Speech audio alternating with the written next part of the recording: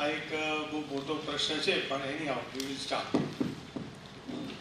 નમો અરિહંતાણમ નમો સીતાણમ નમો આયરિયાણમ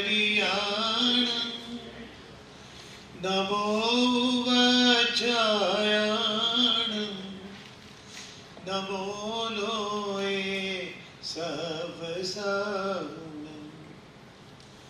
એસો પંચ નમુકારો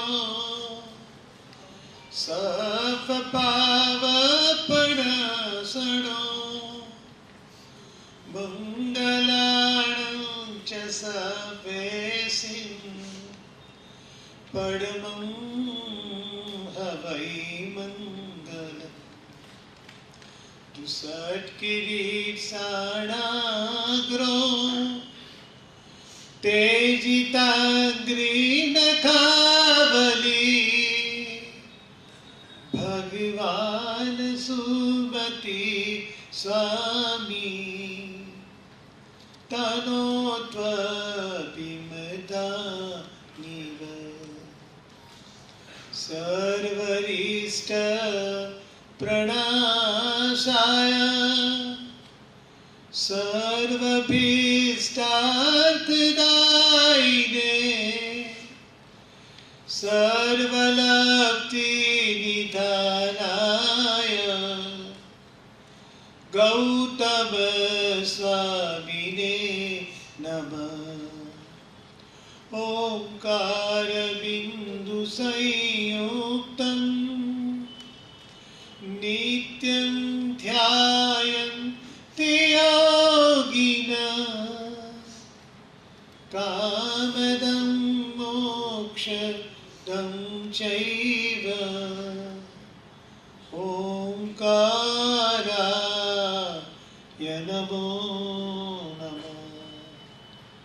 આ બધા ઉપકારીઓને યાદ કર્યા વગર સરસ્વતીનો એક શબ્દ પણ બોલી ન શકાય. બટ ઘણું મોડું થયું હોવા છતાં દેવ ગુરુ ધર્મને યાદ કરીને હું શરૂ કરું છું.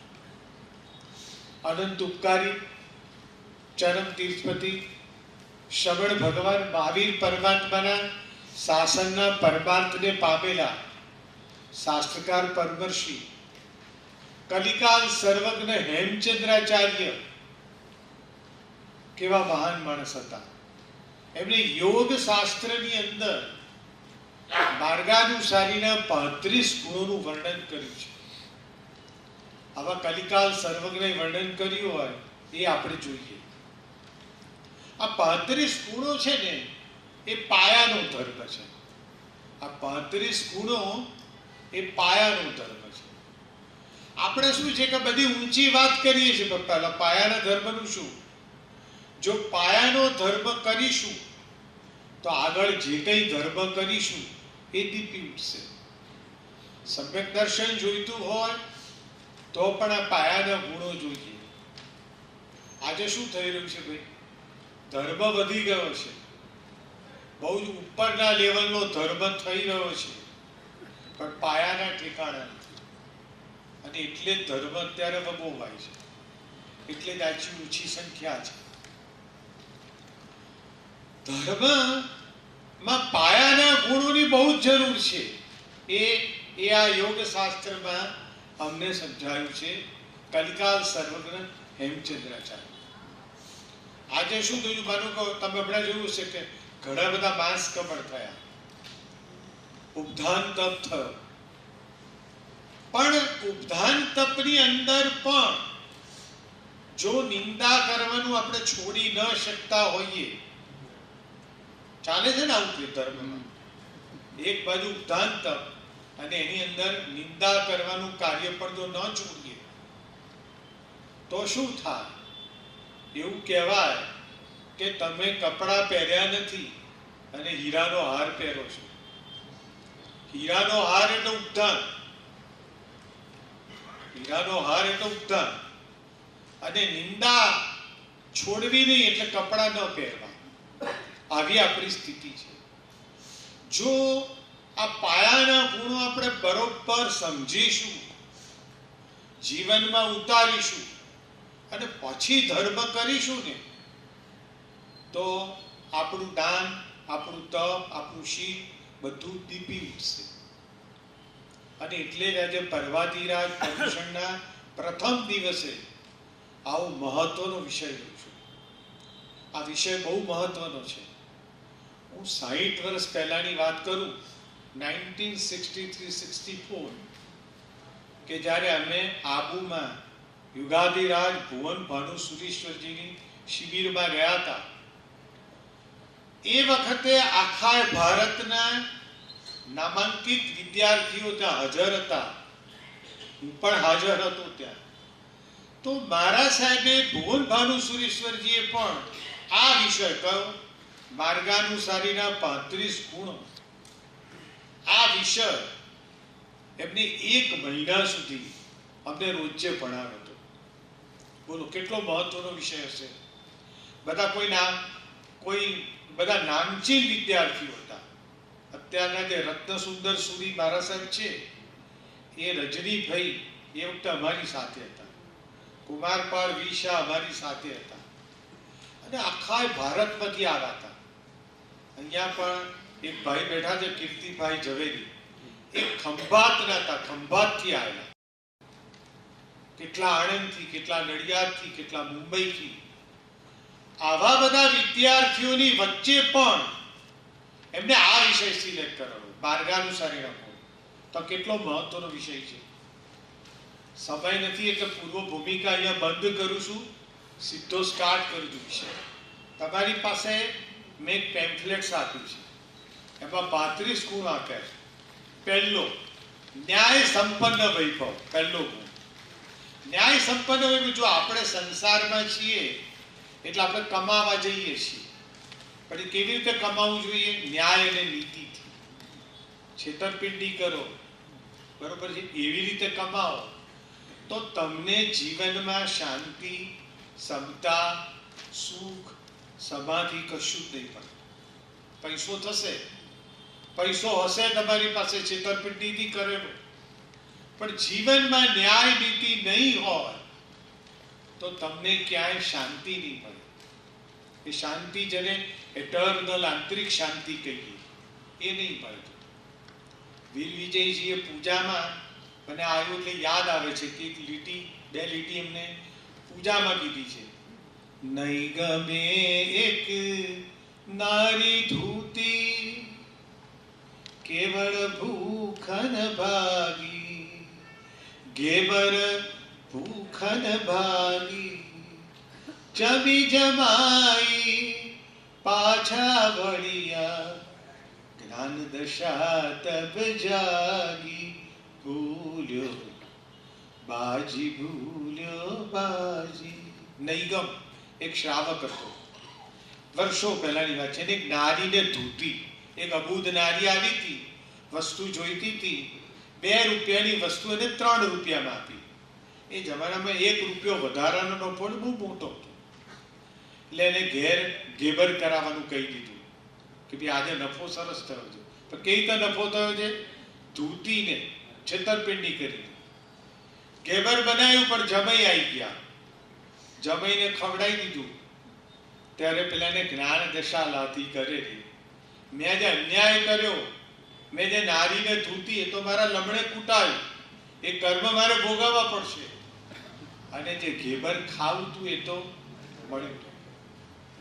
તો અન્યાયથી કમાવાનો કોઈ મતલબ નથી.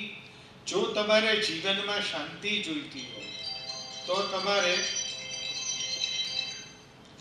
તમારે જીવનમાં શાંતિ જોઈતી હોય તો તમારે સંતોષ રાખતા શીખવું પડે.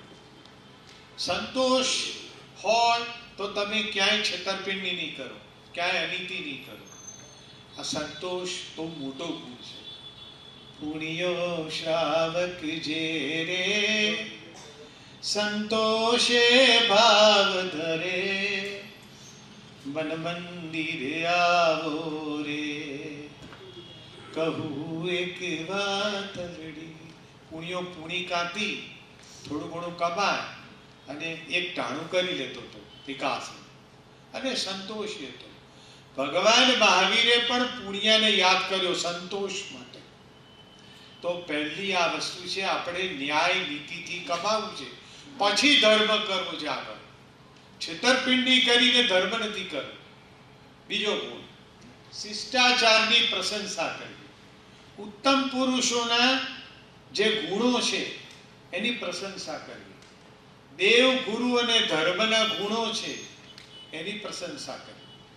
એવું આ વાક્ય કીધું. પ્રશંસા કરવી જોઈએ, પ્રમોદ ભાવ રાખવો જોઈએ. આ આપણો બીજો ગુણ છે. જ્યાં જ્યાં તમને દેખાય કે આ માણસ ગુણવાન છે, પ્રશંસા કરો. બસ પ્રશંસા કરવામાં આપણું શું જાય છે? સાચી પ્રશંસા અહીંયા ફ્લેટરિંગની વાત નથી, ચમચાગીરીની વાત નથી, ગુણોની પ્રશંસાની વાત છે. ત્રીજું, સરખા કુળાચાર સાથે વિવાહ કરો. મારી પાસે સમય જેટલો છે એ પ્રમાણે હું કાપી કાઢું છું બધું, પણ તમને સમજણ પડી જશે. બરોબર છે? સમાન આચાર હોય, સમાન ધર્મ હોય, સમાન વિચાર હોય, એવા કુળ સાથે વિવાહ કરવો, એવું આપણા ધર્મમાં અગત્યના ગુણમાં લખ્યું છે. આજના કાળમાં કે પહેલાના કાળમાં તમે જોઈ શકો છો કે ક્યારેક સરખા કુળાચાર, સરખા ધર્મના હોય ત્યાં લગ્ન થતા હતા. આ વાત છે બાય એન્ડ લાર્જ. એવું પણ બને કે એક જૈન છોકરી બ્રાહ્મણ કુટુંબમાં પરણી અને સુખી પણ હોય, એવું બની શકે. પણ બાય એન્ડ લાર્જ જો તમે સરખા ધર્મ, સરખા આચાર, સરખા વિચાર વાળા કુળમાં વિવાહ કરો તો એ વધુ હિતાવહ છે, એવું મારું કહેવું છે. પાપનો ડર રાખવો. જો સંસાર છે તો પાપ તો થઈ જ જવાનું છે આપણાથી. આપણા જીવનમાં પાપ થવાનું છે, ભાઈ નક્કી છે. આપણા જીવનમાં પાપ થવાનું જ છે. તો પાપનો ડર કરો, પાપનો ડર રાખો. પાપ થઈ જાય એ વાત જુદી છે, જેને પાપ ભીરુતા પણ કહેવામાં આવે છે. પાપ ભીરુતા એટલે પાપથી બીવું. પાપથી બીવું, પાપ કરવાનું ગમે નહીં. જો પાપ છૂટતું નથી આપણાથી, પણ એનો ડર હશે ને તો કોઈક દિવસ છૂટશે. એનો ડર હશે તો કોઈક દિવસ છૂટશે. પંચસૂત્રની અંદર પણ કીધું છે, પંચસૂત્રની અંદર બહુ સ્પષ્ટપણે કે પહેલા પાપનો નાશ કરો અને પછી ગુણનું બીજા દાન કરો. આવું પંચસૂત્ર જેવા સૂત્રમાં કીધું છે. તો પાપનો ડર હંમેશા રાખો. પાપનો ડર હશે તો પાપમાં વિનાશ આવશે, પાપ ઓછા થશે. એટલે છેવટે આજે તો બધાને એવું છે સાપનો ડર છે પણ પાપનો ડર નથી. હવે જો પાપનો ડર નથી તો પછી એ પાપ જવાનું નથી. લોકોને ધર્મ કરવાનો કહીએ તો કરશે, પણ એમ કે કોઈ પાપ ના કરી શકે ને, એ મારાથી નહીં થાય. હું અત્યારે એમ કહું કે ભાઈ ભગવાનના દર્શન કરવા જજે તો એ જશે, પણ એમ હું કોઈ દિવસ રાત્રિ ભોજન નહીં કરવાનું, તો કે ના, એ નહીં થાય, એ હું કરીશ. એટલે પાપ છોડવું એ બહુ મહત્વની વાત છે. અને પાપ છોડશો તો ધર્મ સારો થશે. દેશના પ્રસિદ્ધ આચારોનું પાલન કરવું. દેશના પ્રસિદ્ધ આચાર એટલે ઉત્તમ પુરુષોએ જે માન્યતા આપી છે એવા જે ધર્મના રીત રિવાજો છે એનું પાલન કરવું, એવું એમનું કહેવું છે. એની સાથે સાથે કુળાચારનું પણ પાલન કરવું. કુળાચારનું પાલન એટલે શું ભાઈ? કુળના આચારોનું પાલન, કુળની પરંપરાનું પાલન. બોલો, એ પણ આપણને ગમે, કરવું જ જોઈએ. હમણાં તમે જોયું કે અંબાણીએ આટલું મોટું લગ્ન કર્યું, અનંત અંબાણી, પણ ગમે એટલી મોટી સેલિબ્રિટી હોય પણ એના જે રીત રિવાજો છે કે એને છોડ્યા નથી. કુળની પરંપરા ક્યાંય નહીં તોડવાની. એ બહુ જ મહત્વનું છે અને એ પણ શીખવું જોઈએ. માનો કે ઘણાના કુળમાં ગોત્રેજ હોય. હવે આસો મહિનામાં હમણાં ગોત્રેજ આવશે, તો એ ગોત્રેજ માંડવાની, એની પરંપરા મુજબ બધી વિધિ કરવાની. તમે ગમે એટલા હાઈફાઈ થયા, તમે ગમે એટલા ફોરેનમાં ફરો, પણ કુળની પરંપરા ન તોડવી. બરોબર છે? પછી કોઈની નિંદા ન કરવી. છઠ્ઠું, કોઈની નિંદા ન કરવી. મેં હમણાં પહેલું જ વાત કરી કે પરનિંદા એ સૌથી મોટું પાપ છે. પરનિંદા એના જેવું કોઈ પાપ નથી. અને આગળ વધીને કહું, આત્મનિંદા એના જેવું કોઈ પુણ્ય નથી. આત્માનું હું, મને કેમ ક્રોધ આવે, બરોબર છે, તો આ આત્મનિંદા થઈ. પણ સામાએ કેમ ગુસ્સો કર્યો એ પરનિંદા થઈ. આપણે શું કરીએ છીએ ભાઈ, પરનિંદામાં એક્સપર્ટ છીએ. કોઈનું પણ કંઈ થયું એટલે કહીએ કે તે કેમ આમ કર્યું. બે ભાઈબંધો અત્યારે ભેગા થયા, બે ભાઈબંધો, અને ત્રીજો ભાઈબંધ આજે નથી આવ્યો, આજે આવ્યો નથી. બોલો, બે ભાઈબંધો જોડે શું વાત થવાની? તો ત્રીજો ના આવ્યો, એની કૂતરી, એની કૂતરી. તો એના કરતા આત્મનિંદા કર ભાઈ, મને કેમ આમ થયું. કુરગુડુ મુનિએ આ પર્યુષણના સંવત્સરીના દિવસે ઘડો ભરીને ચોખા ભરી લાવ્યા. એ પાત્રમાં તપસ્વી મહારાજોએ થૂક્યું, બરોબર, બાજુમાં જઈ અને પછી વાપરવા બેઠા. હવે એમને ક્ષુધાવેદનીય કર્મ હતું. ક્ષુધાવેદનીય કર્મ હતું એટલે એમને ખાવું જ પડે. સંવત્સરીના દિવસે પણ ખાવું પડે. હવે પાત્રું લઈને ખોલીને બેઠા, તાર અંદર શું જોયું? થૂક જોયું. એટલે આત્મનિંદાએ ચડ્યા કે આ તપસ્વી મુનિનો એમાં કાંઈ ખોટું કહેવું નથી. આવા મહાન દિવસે, કે જે દિવસે બાળકો પણ ઉપવાસ કરે, એકાસનું કરે, એ દિવસે હું ઘડો ભરીને ચોખા ખાઉં છું, તો ખરેખર ખોટું કામ કરું છું, બહુ જ ખોટું કરું છું. આવી આત્મનિંદાએ ચડ્યા તો શું થયું? કેવળ જ્ઞાન પામ્યા. માટે પરનિંદા નથી કરવી. જો કરવી છે તો આત્માની નિંદા કરવી. અને આ બધું કરીશું ને પછી ધર્મ કરવો છે. કોઈ પણ ધર્મ કરો પણ પહેલા બધી પાયાની વાત છે. પછી સારા પડોશવાળા સ્થાનમાં રહેવું. આપણે જે સ્થાન નક્કી કર્યું રહેવાનું, એ સ્થાન કેવું હોવું જોઈએ? આજુબાજુનો પડોશ સારો હોવો જોઈએ. એનાથી આગળ વધીને કહું કે દેવ અને ધર્મ મળે એવું સ્થાન રાખવું જોઈએ. મને હમણાં અમારા દેરાસરમાં થોડાક દિવસ પહેલા એક ભાઈ મળ્યા. મને કંઈક બહુ સુંદર મને બંગલો મળતો હતો, પ્રાકૃતિક દ્રષ્ટિએ, બંગલાની બાંધકામની દ્રષ્ટિએ, એસ્ટેટની દ્રષ્ટિએ સરસ મળતો. બાકી ક્યાંય 4-5 કિલોમીટર સુધી કોઈ દેરાસર કે ઉપાશ્રય હતું નહીં. તો મેં સારી પ્રોપર્ટી પણ ના લીધી. અને અહીંયા આ તમારું દેરાસર છે એટલે અહીંયા બાજુમાં નંદનબાગ સોસાયટીમાં મેં બંગલો લીધો. તો કોઈ પણ સ્થાન લો ત્યારે આજુબાજુમાં દેરાસર ઉપાશ્રય હોય એવું સ્થાન લેવું, જેથી કરીને આપણાથી દર્શન થાય, આપણાથી વંદન થાય, પૂજન થાય. આજે તો તમે જુઓ છો કે બિલ્ડરો જ સ્કીમમાં મૂકી દે છે દેરાસર. તો આ બહુ સરસ વસ્તુ છે. પછી સદાચારી સાથે મિત્રતા રાખવી. મિત્રતા કોની જોડે રાખવાની?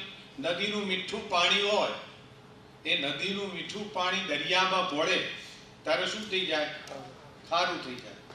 તો આપણે મિત્રતા કોની જોડે રાખવાની? જે સારા માણસ હોય, સજ્જન માણસો હોય એની સાથે. જો તમારો મિત્ર ધાર્મિક હશે તો તમને પણ ધર્મને માર્ગે લઈ જશે.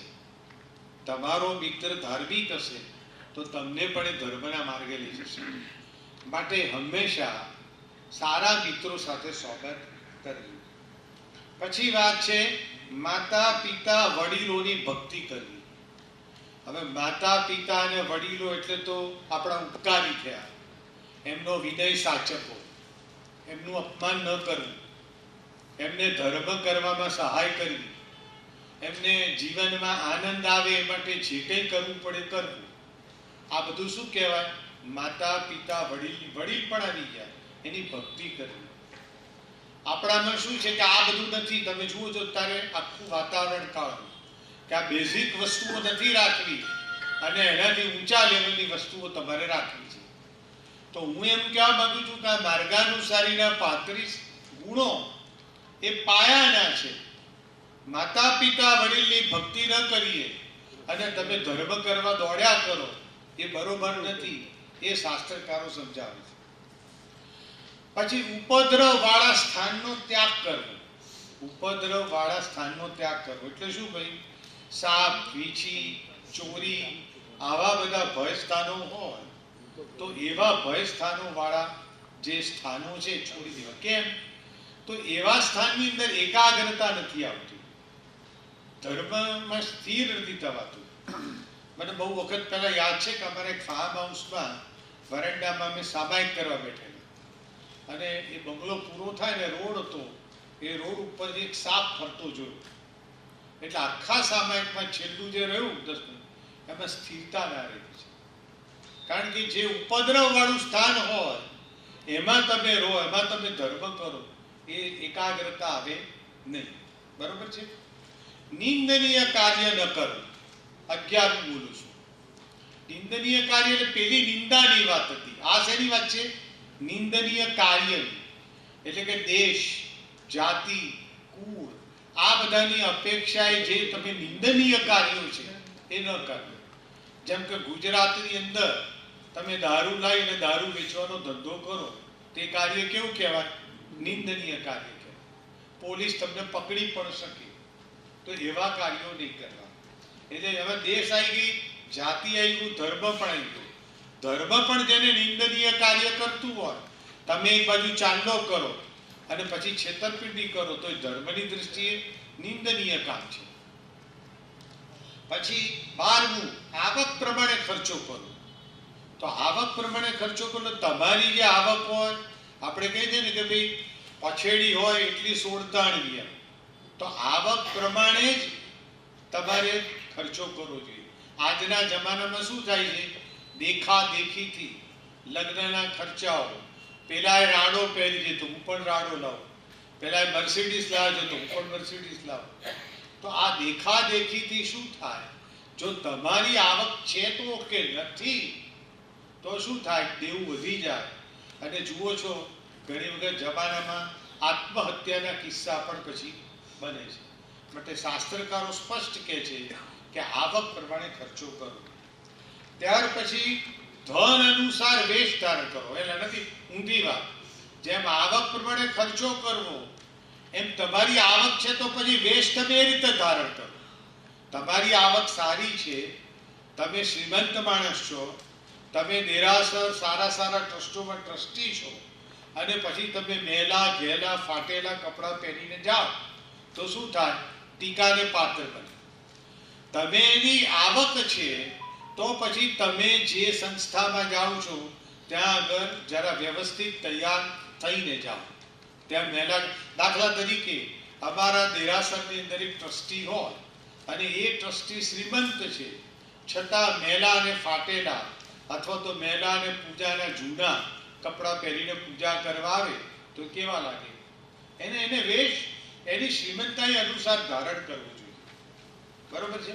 બુદ્ધિના 8 ગુણો મેળવવા. એટલે દાખલા તરીકે શુશ્રૂષા, ધર્મ શ્રવણ, ચિંતન, પ્રશ્નો પૂછવા, આ બધા બુદ્ધિના ગુણો ડેવલપ કરવા જોઈએ. અત્યારે આપણે પ્રવચન ચાલુ હોય અને તમારે ગ્રાસ્પિંગ કરવાનો પાવર રાખવો પડે તો જ મજા આવે.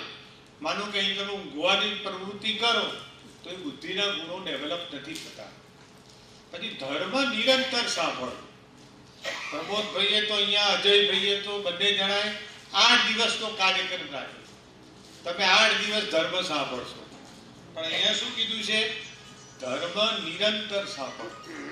શાસ્ત્રમાં એવું કીધું છે કે સાધુ પુરુષોએ વ્યાખ્યાન આપવું એનો ખોરાક છે. એટલે એવો પણ દાખલો આપ્યો છે કે એક સાધુ પુરુષ માંદા છે અને કફ થઈ ગયો છે પુષ્કળ, તો કે વ્યાખ્યાનની પાટે બાજુમાં રખિયાની કુંડી રાખી અને ચાલુ વ્યાખ્યાને પણ ગળફો કાઢીને પણ વ્યાખ્યાન તો આપવું જ જોઈએ. એટલે સાધુનો વ્યાખ્યાન આપો એ ખોરાક છે એવું શાસ્ત્રમાં લખ્યું છે. અને આપણા માટે શું લખ્યું છે? નિરંતર સાંભળવું, રોજે વ્યાખ્યાનમાં જવું એ આપણી ફરજ છે, જવાબદારી છે, આપણું કાર્ય છે.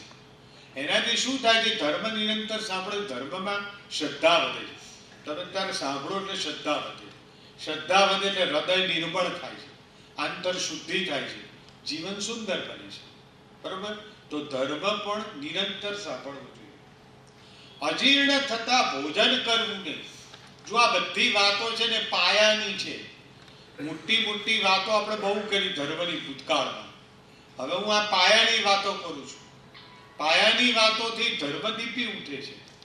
તો અજીર્ણ થયું હોય તો ગમે એટલી સારી વસ્તુ હોય, ગમે એટલી ભાવતી વસ્તુ હોય, ગમે એટલી મિષ્ટાન વસ્તુ હોય, પણ અજીર્ણ થતા ભોજન કરવું નહીં.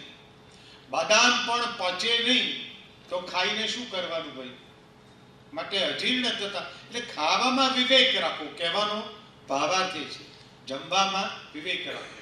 આપણા ભગવાને કશું જ ના થાય ને તે એકાસનું બેસણું એટલું સરસ કીધું છે કે રોજ જે તમે કરો એ ડેઈલી થાય, દરેક માણસ કરી શકે. ના એવું છે જ નહીં, બધા કેપેબલ છે. જો કરો તો આ કોઈ પ્રશ્ન જ આવે નહીં, એકદમ વિવેક અને કંટ્રોલ આવી જાય. પ્રકૃતિ અનુસાર ભોજન કરવું. આપણી જે પ્રકૃતિ હોય, દાખલા તરીકે એક માણસને કેરીનો રસ ખાય અને એની પ્રકૃતિ પ્રમાણે એને માફક નથી આવતો, ડાયરિયા થઈ જાય છે, તો પોતાની પ્રકૃતિ નથી તેને કેરીનો રસ નહીં ખાવાનો. સૂંઠ માફક નથી આવતી તો નહીં ખાવાની. એવી જ રીતે શિયાળો, ઉનાળો, ચોમાસું એ પણ પ્રકૃતિ છે. એ પ્રકૃતિ અનુસાર ભોજન કરવાનું. આજે ચોમાસું હોય અને તમે બદામ પાક અને ભારે વસ્તુ ખાઓ એ વ્યાજબી નથી. પછી 18મું, ધર્મ અર્થ કામને પરસ્પર બાદ ન આવે તેમ કરવું. એટલે આ સામેટ્રિકલી જાય છે. જો આપણે સંસારમાં જે ધર્મ, અર્થ, કામ આ બધું જ કરવાનું છે આપણે, કારણ કે આપણે અર્થ વિધિ પણ કરવી પડશે, કમાવા પણ જવું પડશે. પણ પૂજાને ધક્કો મારીને, તમારો માનો કે રોજનો નિયમ છે કે ભગવાનની પૂજા કરવાની, રોજનો નિયમ છે ભગવાનને દર્શન કરવાના, તો એને ધક્કો મારીને તમે કમાવા જાઓ એ બરોબર નથી. બધું બેલેન્સ કરીને કરવું જોઈએ. પછી 19મું, સાધુ અતિથિ દીન દુખિયાની સેવા કરવી. હવે દીન દુખીની સેવા કરવી, અતિથિની સેવા કરવી એ તો એક આપણો પ્રાઇમરી ધર્મ છે અને આપણે કરવી જ જોઈએ. એને ઔષધ જોઈતું હોય, એને ભોજન જોઈતું હોય, એને પાત્ર જોઈતું હોય તો બધું આપવું જોઈએ. કદાગ્રહ કરવો નહીં. એટલે મોટે ભાગે શું હોય છે આપણને કે મારું એ સાચું, મારું એ સાચું એટલે શું? એ કદાગ્રહ થવું. ખરેખર શું કરવું જોઈએ? સાચું એ મારું, જે સાચું છે એ મારું, મારું એ સાચું એવું નહીં. સમજી ગયા મારું કેવું? આ કદાગ્રહ જે મારું એ સાચું. તટસ્થ માણસો આપણને સમજાવે કે ભાઈ આ તું કહે છે બરોબર નથી, તો આપણે સમજવું જોઈએ. ભૂલ દરેક માણસની થાય, ભૂલ દરેકની થાય, પણ ભૂલ કબૂલ કરો તો એ મહામાનવ છો તમે. એટલે હઠાગ્રહ આવું કદી કરવું નહીં. હું કહું એ સાચું, આવું કદી ન કરવું. ગુણીજનોનો પક્ષપાત કરવો. એટલે આપણે કહીએ ને ગુણથી ભરેલા ગુણીજન દેખી. ગુણ જ્યાં જ્યાં દેખાય ત્યાં પરસ્પર એનો પ્રશંસા કરો. ગુણ જ્યાં દેખાય ત્યાં પ્રશંસા કરો. એટલે પેલું જ વાક્ય આપણું, ગુણીજન દેખી હૈયું મારું નૃત્ય કરે. બસ આપણું આનંદ થવો જોઈએ, કોઈના ગુણ જોઈએ. અયોગ્ય દેશકાળમાં ફરવું નહીં. અયોગ્ય દેશકાળ એટલે કોઈ પણ માનો કે સંઘ હોય, કોઈ પણ રાજા હોય, કોઈ પણ જ્ઞાતિ હોય, એને નિષેધ કર્યો હોય. ફરીથી બોલજો, રાજા, સંઘ કે જ્ઞાતિ એને નિષેધ કર્યો હોય એવા દેશકાળમાં ફરવું નહીં. જેમ કે રાજાએ કીધું હોય અથવા આપણી જ્ઞાતિએ કીધું હોય, બરોબર, કે ભાઈ વેશ્યાગૃહ હોય, પ્રોસ્ટિટ્યુશન, ત્યાં તમારે જવું નહીં, તો એ જગ્યાએ ફરવા જવું જોઈએ નહીં. પછી પોતાની શક્તિનો વિચાર કરીને કાર્ય કરવું. હવે પોતાની શક્તિ, દાખલા તરીકે પોતાનું ધન બળ, પોતાનું મેગા બળ, બરોબર છે, આ પોતાનું બળ જેને વાત કરું છું, પોતાની જે શક્તિ હોય, પોતાનું આત્મબળ, એ જે બળ હોય એ જોઈને કાર્ય કરવું જોઈએ. એ જોઈને કાર્ય કરવું એટલે શું અર્થ? એ સંજોગો પ્રમાણે કાર્ય કરવું જોઈએ. તમે એનાથી આગળ વધીને જાઓ તો તમને નુકસાન થાય. પછી 24મું, વ્રતધારી જ્ઞાની પુરુષોની સેવા કરવી. જો જેટલા સાધુ સંતો છે, જેટલા વ્રતધારી છે, એ બધા જ્ઞાની પુરુષોની આપણે સેવા કરવી જોઈએ. એને સેવા એટલે એને ઔષધ જોઈતું હોય, ભોજન જોઈતું હોય, પાત્ર જોઈતું હોય, એ બધું લાવી આપવું પડે. આ વૈયાવચ એ જૈન ધર્મમાં બહુ મોટો ગુણ છે, અપ્રતિપાતી ગુણ છે. અને આ બેઝિક આપણામાં હોવો જ જોઈએ. પછી પોષણ, 25મું, પોષણ કરવા લાયકનું પોષણ કરવું. એટલે તમે ઘરમાં વડીલ છો, તમારા માતા પિતા, તમારો દીકરો દીકરી, તમારા ભાઈ બહેન, તમારો નોકર ચાકર, તમારા પશુ પક્ષી પાળેલા, આ બધાનું તમારે પાલન કરવું જોઈએ. તમારા દીકરાના જે બેઝિક જરૂરિયાત હોય તમે પૂરી ન પાડો, તમે પાલન ન કરો, તો એ તમે તમારી જવાબદારીમાંથી છૂટા થયા છો અને એ બજારમાં નિંદનીય છે. તમે ટીકાને પાત્ર બનો છો. તમે ઘરના વડીલ છો તો જેનું પોષણ કરવા જેવું હોય એનું પોષણ આપણે કરવું જ જોઈએ. દીર્ઘદ્રષ્ટિ બનો. એટલે કોઈ પણ કામ શરૂ કરો પહેલાનો એક્શન પ્લાન વિચારો. વિચારો કે ભાઈ આ કામ મારાથી થઈ શકશે, કરવા જેવું છે, તો એ પ્રમાણે વિચારીને પછી કરવું જોઈએ. જે માણસો દીર્ઘદ્રષ્ટિ વાળા છે, જે માણસો વ્યવસ્થિત વિચારીને કામ કરે છે, એ માણસો હંમેશા પોતાનું કાર્ય પૂરું કરી શકે છે અને બજારમાં એનું નામ બોલાય છે. સારા ખોટાના જાણકાર બનો. 27મું, સારા ખોટાના જાણકાર બનો. એટલે શું ભાઈ, દાખલા તરીકે ગાયનું દૂધ છે, ભેંસનું દૂધ છે, બકરીનું દૂધ છે, દૂધ તો એક જ છે પણ બધા જુદા જુદા છે. એના ગુણદોષના જાણકાર કરવું કે ભાઈ ગાયના દૂધનો શું ગુણ છે, તો કે પચવામાં સહેલું છે. હવે સારા ખોટાના જાણકાર હો તો તમને ફાયદો થાય, તમે એ પ્રમાણે કાર્ય કરી શકો. માટે સારા ખોટાના જાણકાર બનો. પછી ઉપકારો જાણીને કૃતજ્ઞ બનવું. 28મું, ઉપકારો જાણી અને કૃતજ્ઞ બનવું. એટલે કોઈએ આપણા ઉપર ઉપકાર કર્યો હોય તો ઉપકાર યાદ રાખો. કોઈએ આપણા ઉપર ઉપકાર કર્યો હોય તો યાદ રાખો અને ભવિષ્યમાં એને આપણે સહાયરૂપ થવું. એટલે કૃતજ્ઞ બનવું. એનો મિનિંગ એવો થયો. આપણા શાસ્ત્રોમાં તો લખ્યું છે અપકારી ઉપર પણ ઉપકાર કરો. અપકારી ઉપર પણ ઉપકાર કરો એવું શાસ્ત્રમાં લખ્યું છે. આજે શ્રીપાળ મહારાજાએ ધવલને મોકા પર મદદ કરી છે. એ અપકારી હતું તો પણ, તો આપણે ઉપકારી ઉપર તો આપણે કૃતજ્ઞ બનવું જ જોઈએ. લોકપ્રિય બનો. એ તમે વિનયી બનો, તમે ક્ષમાશીલ બનો, તમે પરોપકારી બનો. આ બધા ગુણો તમે ડેવલપ કરો તો તમે હંમેશા લોકપ્રિય બનો છો. તમે બજારમાં લોકોના કામ કરો તો હંમેશા લોકપ્રિય બનો છો. લજ્જાવાળા બનો. આ લજ્જાવાળા બનવું એ પણ ગુણ છે. લજ્જાવાળા એટલે શું ભાઈ? શરમા, શરમ રાખવી. આજે ઘણા શરમ જ ના રાખે. હું તમને એક દાખલો આપું કે અમે એક સાધુ મહારાજ હતા, એ ભરવા જઈ રહ્યા હતા અને એમને ઓળખીતો માણસ આમ દૂર ઉભેલો દેખાયો. હવે સિગરેટ પીતો હતો. જેવા એને સાધુને જોયા એટલે એકદમ હાથ આમ પાછળ કરી દીધો. એને પાછળ કરી દીધો. હવે હાથ પાછળ કરી દીધો એટલે સાધુની નજર પડી એટલે એની સાથે જે ચેલો હતો એને કીધું કે જો આ માણસ ભલે સિગરેટ પીએ છે પણ એનામાં લજ્જા છે, શરમ છે, સાધુને જોઈને એના હાથ ગોપવી દીધો, છુપાઈ દીધો. તો કે એક દિવસ પણ એ સુધરશે, ગમે ત્યારે સુધરશે. લજ્જાવાળો હશે તેનામાં મર્યાદા હશે, મર્યાદા હશે તો નીતિ હશે. માટે હંમેશા શરમ એટલે નફટ ન બનવું. કહેવાનો ભાવાર્થ લજ્જાવાળા એટલે શરમા. તમને ખબર પડી કે શરમ હોવી જોઈએ, તો આ પણ એક મોટો ગુણ છે. તમે શરમવાળા હશો તો ક્યારેક પણ સુધરી શકશો. જો તમે શરમ નેવે મૂકી દીધી તો નહીં સુધરી શકો. બરોબર છે? દયાળુ બનવું. દયા તો ધર્મનું મૂળ છે. દયા ધર્મ કા મૂળ હે. એટલે એ તો આપણે દયાળુ તો બનવું જ જોઈએ, પરોપકારી બનવું જ જોઈએ, કોઈને પણ મદદમાં આપવું જ જોઈએ. આજે કોઈ માણસને રસ્તો ક્રોસ કરવો છે તો પણ તમે કરાવી શકો. તો આવા દયાળુ તો હોવા જ જોઈએ. શાંત સ્વભાવવાળા બનવું. કોઈએ આપણું અપમાન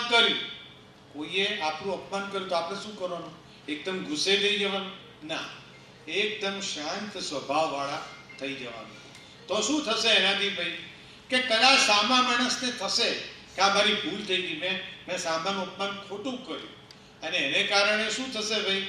એને કારણે કોઈક દિવસ પણ એ પણ સુધરશે અને આપણા જીવનમાં શાંતિ મળશે. તો બને ત્યાં સુધી શાંત સ્વભાવવાળા રહેવું. પરોપકાર કરવામાં તત્પર રહેવું. મેં હમણાં જ કીધું કે જે માણસ પરોપકાર કરે છે લોકપ્રિય બને છે. હવે તમે સમજી શકો છો, પરોપકાર કહો, પરમાર્થી કહો, કોઈના કામ કરવા કહો, અને નિસ્વાર્થ ભાવે, સ્વાર્થથી કરો તો બરોબર, પણ નિસ્વાર્થ ભાવે જો તમે પરોપકાર કરો તો ખરેખર આપણે એના કારણે આપણું જીવન સુધરે છે, આપણું જીવન સુંદર બને છે. કામ 34 કામ ક્રોધાદી શત્રુઓને જીતવા, એટલે કામ, ક્રોધ, લોભ, માન, મદ અને હર્ષ, આ બધા આપણા શું છે? આપણા આંતર શત્રુઓ છે. એના ઉપર જીતવાનો પ્રયત્ન કરો. મારું એક પુસ્તક છે, મનને શાંત કરો, મેં લખેલું હતું. અમેરિકામાં એની 1000 નકલ ગયેલી. તો આની અંદર આ જ લખ્યું છે કે આ બધી વસ્તુઓ આપણું મન અશાંત કરે છે. માટે મનને શાંત કરવું હોય તો આંતર શત્રુને જીતી જાઓ. આંતર શત્રુને જીતશો તો બાહ્ય શત્રુ ઉપર પણ કાબુ આવી જશે. એટલે આંતર શત્રુ ઉપર જીતવાનો પ્રયત્ન કરો. જો પ્રયત્ન બધો થાય, આજે મને અભિમાન આવ્યું તો કાલે ઓછું કરવું છે, આજે મને ગુસ્સો આવ્યો કાલે ઓછો ગુસ્સો કરવો, એ ચોક્કસ થાય. મહેનત કરીએ તો થાય. આપણા આંતર શત્રુને જીતી શકીએ. અને હવે છેલ્લું, ઇન્દ્રિયોને વશ કરવી. જો ઇન્દ્રિયો એટલે પહેલી આ સ્પર્શ ઇન્દ્રિય આવે, સ્પર્શ, બીજી જીભ, ત્રીજી નાક, ચોથી આંખ અને પાંચમું કાન. આ 5 ઇન્દ્રિય થઈ. અને છઠ્ઠું મન. આ બધા ઉપર કંટ્રોલ કરતા શીખવું પડે. અને ચોક્કસ થઈ શકે છે. આપણે મનથી નક્કી કર્યું હોય 10%, 20%, 30% આવી ઇન્દ્રિયો આપણે વશ કરી શકીએ છીએ. અને ઇન્દ્રિયોને વશ કરો પછી બોલો, ધર્મ કરવાની કેવી મજા આવે ભાઈ? બહુ જ મજા આવે. ઘણા માણસો, દાખલા તરીકે તમે સામાયિક પ્રતિક્રમણ કે વ્યાખ્યાનમાં બેઠા છો અને તમે ઇન્દ્રિયો વશ નથી, એટલે વારે ઘડીએ તમે આમ કરો, આમ કરો, તો એ શું છે? તમારા ધર્મમાં સ્થિરતા નથી આવતી. તમે એક વખત સ્થિરતા નક્કી કરો તો ધર્મ કરવાની મજા આવે. ફરીથી કહું છું કે આ 35 ગુણો એ પાયાના ગુણો છે, બહુ જ અગત્યના છે. તમને આજે સમયના અભાવે આપણે એને બરોબર એક્સપ્લેન નથી કરી શક્યા, પણ ઘરે એને બરોબર ધ્યાનથી રોજ એકવાર વાંચી જજો તો પણ આપણા જીવનમાં ઘણો સુધારો આવશે. અને પછી આપણે જે દાન કરીશું, જે તપ કરીશું, એ બધું દીપી ઉઠશે, આત્માનું કલ્યાણ કરશે, આત્મા ગુણ સ્થાનક ચડી શકશે. અને બહુ જ પાયાની વાત આવા બધા આચાર્ય ભગવંતો સમજાવે છે. આજે આપણે ટૂંકમાં સમજ્યા. ભગવાનની આજ્ઞા વિરુદ્ધમાં કંઈ પણ બોલી ગયું હોય તો એ રીતે વિચ્છામી દુક્કડમ. જય જય.